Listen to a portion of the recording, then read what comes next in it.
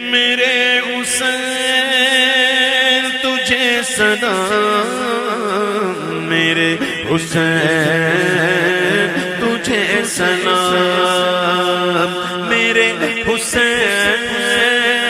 تجھے سلام، میرے حسین۔ میرے آقا کے پیارے غلاموں، نوجوان ساتھیوں اور بزرگوں، السلام علیکم ورحمۃ اللہ تعالی وبرکاتہ۔ آئیے سب سے پہلے اپنے آقا و مولا حضور تاجدار مدینہ صلی اللہ تعالی علیہ وآلہ وسلم کی بارگاہ میں جھوم جھوم کا درود شریف کا نذرانہ عقیدت پیش کرے، پڑھے باواز بلند اللہم صلی علی سیدنا شفیعنا مولانا محمد وبارک وسلم،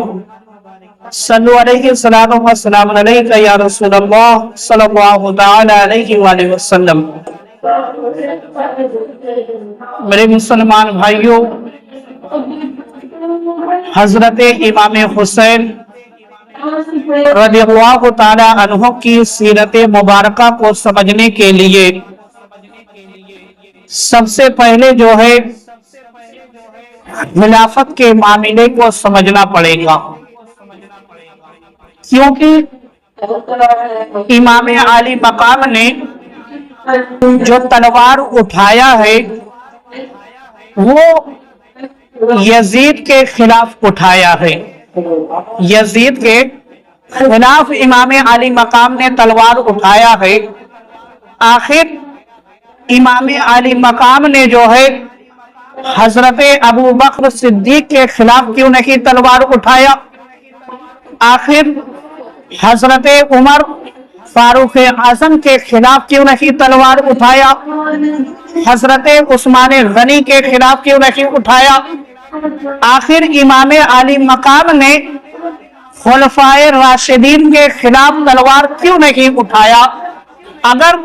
آپ کو امام عالی مقام کی سیرت مبارکہ کو سمجھنا ہے تو سب سے پہلے جو ہے خلفائے راشدین یعنی خلافت کے معاملے کو سمجھنا پڑے گا۔ خلافت کے معاملے کو سمجھنا پڑے گا۔ تو میرے مسلمان بھائیوں، خطبہ مسنونہ کے بعد میں نے جس آیت کریمہ کی تلاوت کرنے کا شرف حاصل کیا ہے، اللہ تعالیٰ قرآن مجید کے اندر ارشاد فرماتا ہے وَعَدَ اللَّهُ الَّذِينَ آمَنُوا مِنْكُمْ وَعَمِلُوا الصَّالِحَاتِ يَسْتَخْلِفَنَّهُمْ فِي الْأَرْضِ كَمَا اسْتَخْلَفَ الَّذِينَ مِنْ قَبْلِهِمْ، یعنی اللہ نے وعدہ دیا ان کو جو تم میں سے ایمان لائے اور اچھے کام کیے کہ ضرور انہیں زمین میں خلافت دے گا جیسے ان سے پہلے کو دی۔ اس آیت کریمہ کے اندر جو ہے اللہ تعالیٰ نے ایک وعدہ کیا ہے، اور وہ وعدہ یہ ہے اللہ کا کہ میں جو ہے اہل ایمان کو، اچھے کام کرنے والے کو خلافت دوں گا، روح زمین کی خلافت عطا فرماؤں گا۔ یہ اللہ کا وعدہ ہے، یہ اللہ کا وعدہ ہے کہ میں خلافت دوں گا، روح زمین کی خلافت جو ہے اہل ایمان کو دوں گا، اچھے کام کرنے والے کو میں خلافت دوں گا زمین کی۔ تو اب میرے مسلمان بھائیوں، خلافت جو ہے دو طرح کی ہوتی ہے، یعنی جو خلیفہ ہوتے ہیں وہ دو طرح کے ہوتے ہیں۔ ایک خلیفہ تو خلیفہ الہی اور ایک جو ہے خلیفہ رسول ہوتے ہیں۔ خلیفہ الہی یعنی انبیاء اکرام کی جماعت، جو اللہ تعالیٰ نے قرآن مجید کے اندر ذکر کیا ہے وَإِذْ قَالَ رَبُّكَ لِلْمَلَائِكَةِ إِنِّي جَاعِلٌ فِي الْأَرْضِ خَلِيفَةً، إِنِّي جَاعِلٌ فِي الْأَرْضِ خَلِيفَةً، یعنی جو انبیاء اکرام کو خلافت دی گئی، جو اللہ تعالیٰ نے انبیاء اکرام کو اپنا خلیفہ بنایا۔ ایک تو خلافت وہ ہوتی ہے، اور ایک خلافت خلیفہ رسول یعنی جو میرے آقا کے نائب ہوئے، جو میرے آقا کے جانشین ہوئے، جیسے حضرت ابو بکر، حضرت عمر، حضرت عثمان غنی حضرت مولا علی، حضرت امام حسن، ان لوگوں کو جو ہے خلیفہ رسول کہا جاتا ہے، خلفائے راشدین کہا جاتا ہے۔ تو میرے مسلمان بھائیوں، اس آیت کریمہ کے اندر جس خلافت کا ذکر اللہ تعالیٰ نے کیا ہے وہ خلیفہ رسول کا ذکر کیا ہے، وہ خلیفہ رسول کا ذکر کیا ہے۔ اور دیکھو میرے مسلمان بھائیوں، اس آیت کریمہ کی تفسیر میں جو ہے، تفسیر صراط الجنان کے اندر ہے کہ حضرت علامہ علی بن محمد خازن رحمۃ اللہ علیہ فرماتے ہیں اس آیت میں جو ہے حضرت ابو بکر اور آپ کے بعد ہونے والے خلفائے راشدین کی خلافت کی دلیل ہے۔ اس آیت کریمہ کے اندر حضرت ابو بکر اور آپ کے بعد جتنے بھی خلیفہ ہوئے سب کی خلافت کی دلیل ہے، کیونکہ انہی کے زمانے میں جو ہے عظیم فتوحات ہوئی ہے، عظیم فتوحات ہوئی ہے، اور جیسے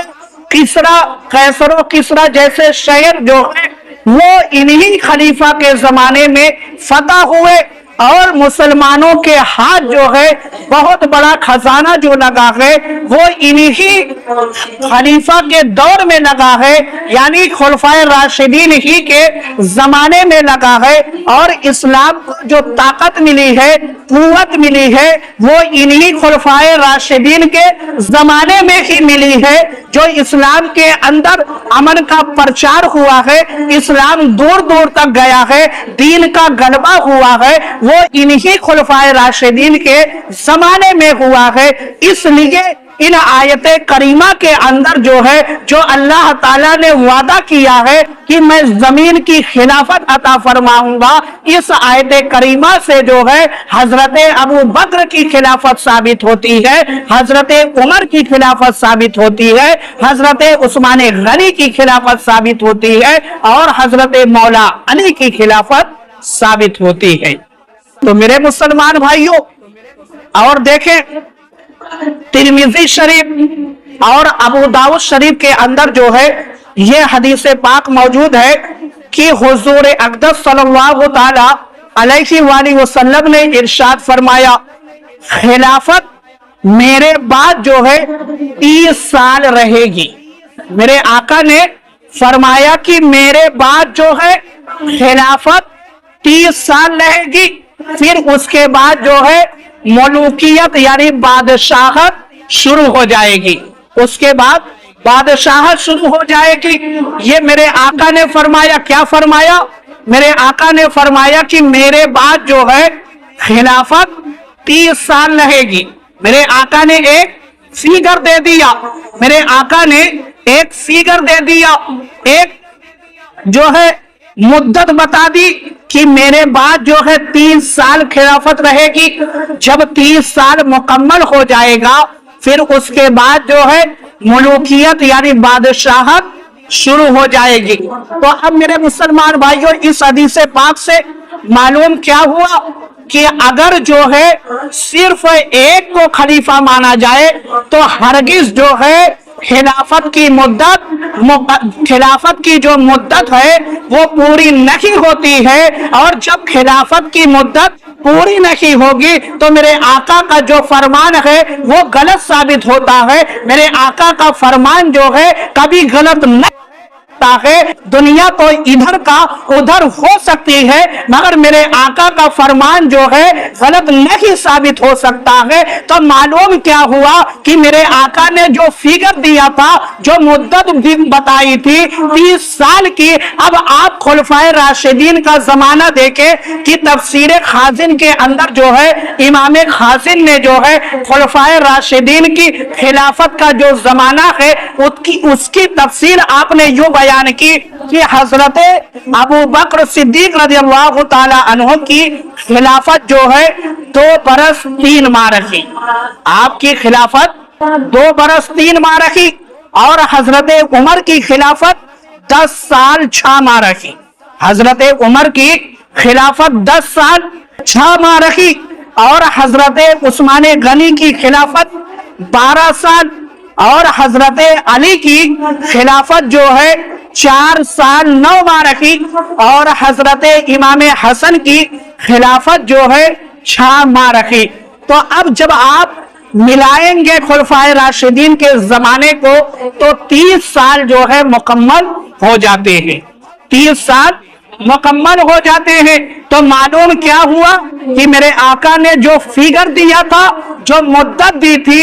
30 سال کی، وہ بالکل جو ہے درست ہے، اور ہم اور آپ جو خلفائے راشدین کو صحیح مانتے ہیں، ابو بکر کی خلافت کو صحیح تسلیم کرتے ہیں، عمر کی خلافت کو صحیح تسلیم کرتے ہیں، عثمان غنی کی خلافت کو صحیح تسلیم کرتے ہیں، مولا علی کی خلافت کو حق تسلیم کرتے ہیں، امام حسن کی خلافت کو حق تسلیم کرتے ہیں، وہ بالکل جو ہے درست ہے، میرے آقا کے فرمان کے بالکل مطابق ہے، میرے آقا کے فرمان کے بالکل مطابق ہے۔ اور میرے مسلمان بھائیوں، دوسری بات کیا معلوم ہوئی؟ جو الف لیلہ کی داستان گڑھتے ہیں، اس حدیث پاک سے وہ بے نقاب ہو جاتے ہیں، وہ اس حدیث پاک سے بے نقاب ہو جاتے ہیں جو الف لیلہ کی داستان کہانی گڑھتے ہیں۔ اور دیکھو میرے مسلمان بھائیوں، تاریخ الخلفاء کے اندر ہے، تاریخ الخلفاء کے اندر ہے کہ حضرت جابر بن سمرہ سے روایت ہے کہ حضور اقدس صلی اللہ تعالی علیہ وآلہ وسلم نے فرمایا، میرے آقا نے فرمایا، امر خلافت ہمیشہ جو ہے غالب رہے گا، یعنی خلافت کا کام جو ہے وہ ہمیشہ غالب رہے گا، اچھے طریقے سے چلتا رہے گا، اور اس کے مستحقین یعنی جو مستحق ہے، حقدار ہے، اپنے مخالفین پر فتح یاب ہوتے رہیں گے۔ یعنی جب تک صحیح آدمی کے ہاتھ میں خلافت رہے گی، میرے آقا فرماتے ہیں وہ مخالفین پر ہمیشہ کامیاب ہوتا رہے گا، فتح حاصل کرتا رہے گا، جب تک کہ اس میں جو ہے 12 خلیفہ نہ گزر جائیں۔ میرے آقا نے فرمایا جب تک 12 خلیفہ نہ گزر جائیں جو سب کے سب قریش سے ہوں گے۔ اب اس حدیث پاک پر جب آپ غور کریں گے تو معلوم کیا ہوگا، میرے آقا نے اس حدیث پاک کے اندر بھی فیگر دیا ہے۔ کیا فیگر دیا ہے؟ وہ فیگر یہ دیا ہے کہ قریش کے اندر جو ہے 12 خلیفہ ہوں گے۔ میرے آقا نے فرمایا کہ قبیلہ قریش کے اندر جو ہے 12 خلیفہ ہوں گے۔ اب دیکھو، حضرت ابو بکر کا تعلق قریش سے ہے، حضرت عمر کا تعلق قریش سے ہے، حضرت عثمان غنی کا تعلق قریش سے ہے، حضرت عثمان غنی کا تعلق قریش سے ہے، حضرت مولا علی کا تعلق قریش سے ہے، حضرت امام حسن کا تعلق قریش سے ہے، حضرت عبدالعزیز، حضرت عمر بن عبدالعزیز کا تعلق بھی قریش سے ہے، اور آخر میں جو امام مہدی آئیں گے ان کا بھی تعلق جو ہے قریش سے ہوگا۔ تو میرے مسلمان بھائیوں، اتنے خلیفہ پر تو لوگوں کا اتفاق ہے اور لوگوں پر جو ہے اختلاف پایا جاتا ہے۔ تو معلوم کیا ہوا کہ 7 خلیفہ ایسے تو ہوں گے جن کا تعلق قریش سے ہے، اور کچھ بعد میں ہوں گے یا ہو چکے ہیں، اللہ بہتر جانے، مگر جو ہم اور آپ کے علم میں ہے وہ انہی لوگ ہیں۔ تو معلوم کیا ہوا کہ میرے آقا نے جو فیگر دیا ہے 12 خلیفہ کا کہ 12 خلیفہ ہوں گے، تو قیامت تک جو ہے ضرور 12 خلیفہ ہوں گے، قیامت تک 12 خلیفہ ہوں گے۔ اس لیے ہم صرف ایک خلیفہ پر اتفاق نہیں رکھتے بلکہ ہم خلفائے راشدین کو بھی مانتے ہیں، اور جو بھی خلیفہ قریش سے ہوں گے جن پر سب کا اجماع ہوگا، اتفاق ہوگا، انہی کا شمار جو ہے ان 12 خلفاء کے اندر ہوگا۔ اور دیکھو میرے مسلمان بھائیوں، تاریخ الخلفاء کے اندر ہے کہ حضرت ابو عبیدہ بن جراح رضی اللہ تعالی عنہ سے روایت ہے کہ حضور اقدس صلی اللہ تعالی علیہ وآلہ وسلم نے ارشاد فرمایا، تمہارے دین کی ابتدا، میرے آقا فرماتے ہیں کہ تمہارے دین کی ابتدا نبوت اور رحمت سے شروع ہوگی۔ میرے آقا نے فرمایا کہ تمہارے دین کی ابتدا جو ہے نبوت سے، رحمت سے شروع ہوگی، پھر اس کے بعد خلافت اور رحمت ہوگی، یعنی جب میرے آقا دنیا سے پردہ کر لیں گے پھر اس کے بعد خلافت کا زمانہ شروع ہوگا۔ پھر اور آگے میرے آقا نے فرمایا کہ پھر جو ہے خلافت کے بعد بادشاہی کا زمانہ شروع ہو جائے گا، اور بادشاہی کے زمانے کے بعد جبر کا زمانہ یعنی ظلم کا زمانہ شروع ہو جائے گا۔ یہ پورا ایک فیگر میرے آقا نے ہم اور آپ کو عطا فرمایا ہے کہ اس کے بعد جو ہے یہ زمانہ آئے گا، اس کے بعد یہ زمانہ آئے گا، اس کے بعد یہ زمانہ آئے گا۔ اور ہم اور آپ کا عقیدہ کیا ہے؟ ہم اور آپ کا عقیدہ یہ ہے کہ میرے آقا نے جو فرمایا ہے وہ ہو کر رہے گا، وہ ہو کر رہے گا۔ تو میرے مسلمان بھائیوں، اپنے عقیدے کو جو ہے درست رکھیں، اپنے آقا کے فرمان پر جو ہے عمل کرتے رہیں۔ اور دیکھو تاریخ الخلفاء کے اندر ہے کہ حضرت حذیفہ رضی اللہ تعالی عنہ سے روایت ہے کہ صحابہ کرام نے عرض کیا، ایک مرتبہ جو ہے صحابہ کرام نے ہمارے آقا سے پوچھا، عرض کیا کہ یا رسول اللہ، آپ ہم پر کسی کو خلیفہ کیوں نہیں مقرر کرتے؟ صحابہ کرام نے پوچھا کہ یا رسول اللہ آخر کیا وجہ ہے، کیا بات ہے کہ آخر آپ اپنا خلیفہ جو ہے کسی کو کیوں نہیں نامزد جو ہے کیوں نہیں مقرر کر دیتے، کیوں نہیں یہ اعلان کر دیتے کہ میرے بعد جو ہے فلاں میرا خلیفہ ہوگا، میرا جانشین ہوگا؟ یہ صحابہ کرام نے میرے آقا سے سوال کیا، تو میرے آقا نے فرمایا اگر میں تم پر کسی کو خلیفہ مقرر کر دوں، میرے آقا نے فرمایا کہ اگر میں تم پر کسی کو اپنا خلیفہ مقرر کر دوں اور تم جو ہے میرے مقرر کردہ خلیفہ کی نافرمانی کرو تو تم پر جو ہے عذاب الہی نازل ہوگا۔ یعنی میرے آقا نے بتا دیا کہ اگر میں اپنا خلیفہ مقرر کر کے دنیا سے جاتا ہوں، دنیا سے پردہ کرتا ہوں،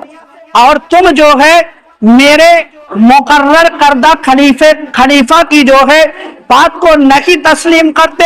اس کی تعظیم نہیں کرتے، اس کے حکم پر عمل نہیں کرتے، تو اللہ تعالیٰ جو ہے تمہارے اوپر عذاب نازل کر دے گا، اللہ تعالیٰ تمہارے اوپر عذاب نازل کر دے گا۔ تو معلوم کیا ہوا کہ جو اللہ تعالیٰ نے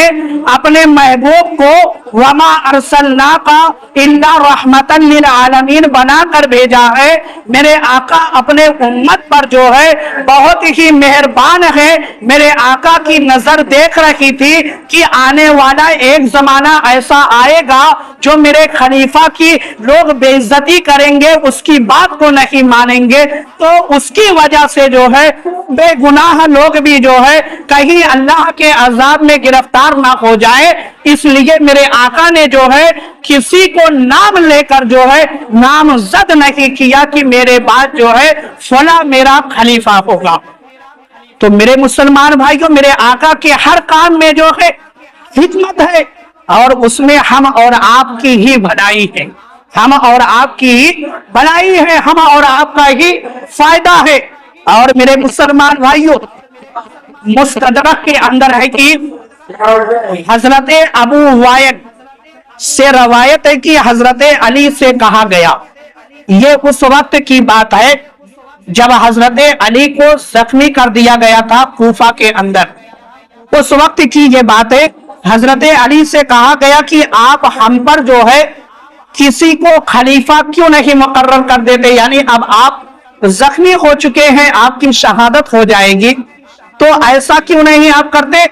کہ آپ جو ہے اپنے بعد کسی کو اپنا خلیفہ، اپنا جانشین بنا دے؟ تو حضرت علی نے فرمایا رسول اللہ نے خلیفہ مقرر نہیں فرمایا تھا، حضرت علی نے فرمایا کہ رسول اللہ نے جو ہے अपना खलीफा नहीं मुकर्रर फरमाया था। तो मालूम क्या हुआ कि मेरे आका ने किसी को अपना खलीफा नहीं बनाया था। हजरत अली फरमाते हैं तो मैं कैसे मुकर्रर कर दूं? हाँ, अगर अल्लाह ताला ने लोगों की बेहतरी चाही तो तुम्ही में से जो है किसी को खलीफा मुकर्रर कर दिया जाएगा। यानी हजरत अली ने फरमाया कि मैं कैसे किसी को अपना जानशीन बना दूं? मेरे आका ने तो किसी को अपना जानशीन नहीं बनाया था।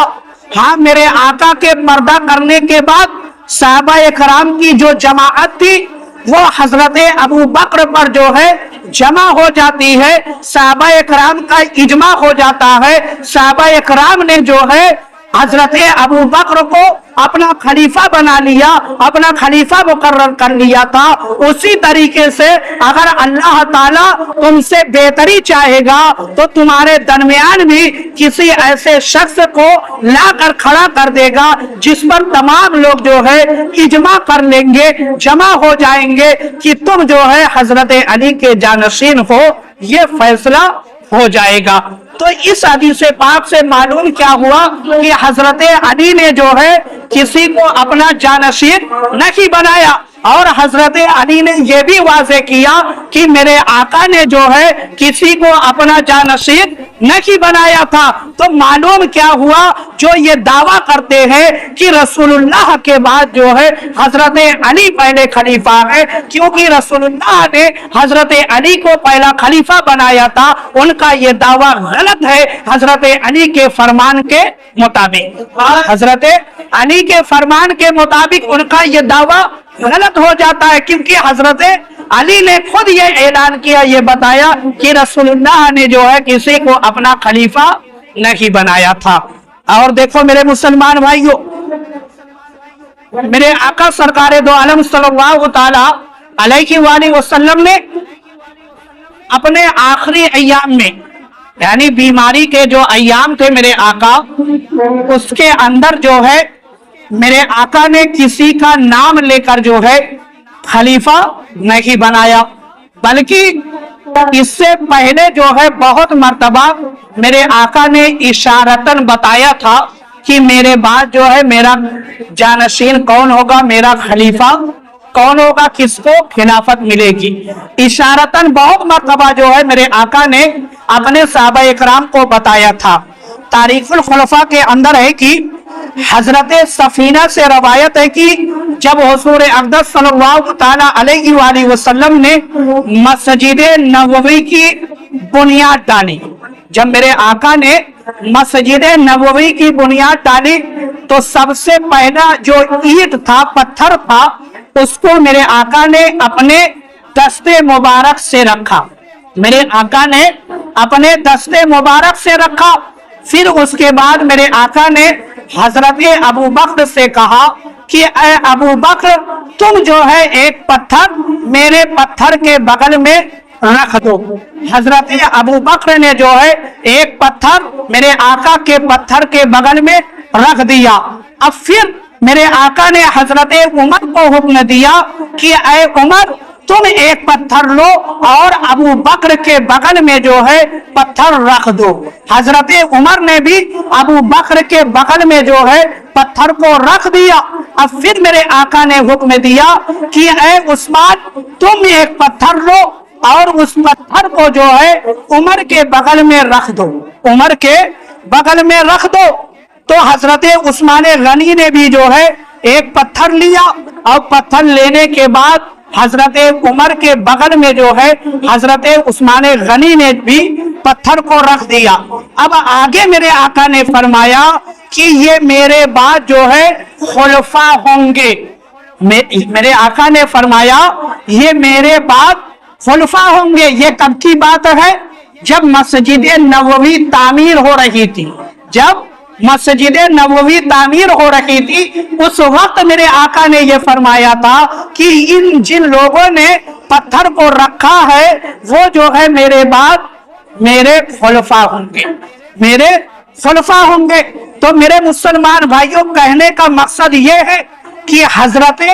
इमाम आली मकाम ने جو تلوار نہیں اٹھائی تھی ان خلفائے راشدین کے زمانے میں، وجہ یہ تھی کہ نہ ابو بکر جو ہے ناحق پر تھے، نہ عمر ناحق پر تھے، نہ عثمان غنی ناحق پر تھے، یعنی یہ لوگ جو ہے ناحق پر نہیں تھے بلکہ حق پر تھے۔ جب یزید جو ہے ناحق پر آیا، شریعت کا مذاق بنانے لگا، تب جو ہے امام علی مقام اپنا کنبہ لے کر جو ہے کربلا کی سرزمین پر آتے ہیں اور تلوار لے کر آتے ہیں اور یزید کے مقابلے میں آتے ہیں اور یہ علن اعلان یہ کہتے ہیں کہ یزید جو ہے یہ فاسق ہے، فاجر ہے، اس لائق نہیں ہے کہ اس کو خلیفہ بنایا جائے،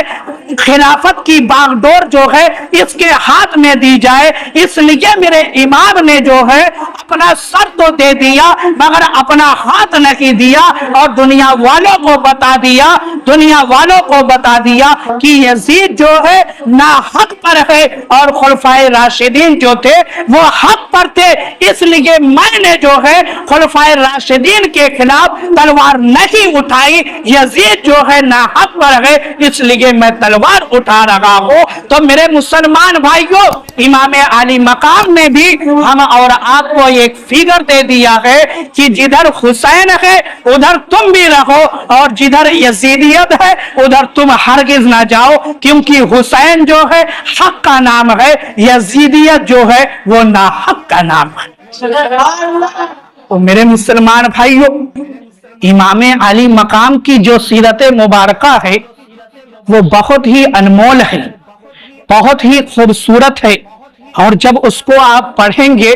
تو بہت سارے سبق اور زندگی گزارنے کا طریقہ آپ کو حاصل ہوگا۔ اللہ تعالیٰ کی بارگاہ میں دعا ہے کہ مولا تعالیٰ ہم سب کو عمل کرنے کی توفیق عطا فرما۔ وآخر دعوانا الحمد للہ رب العالمین۔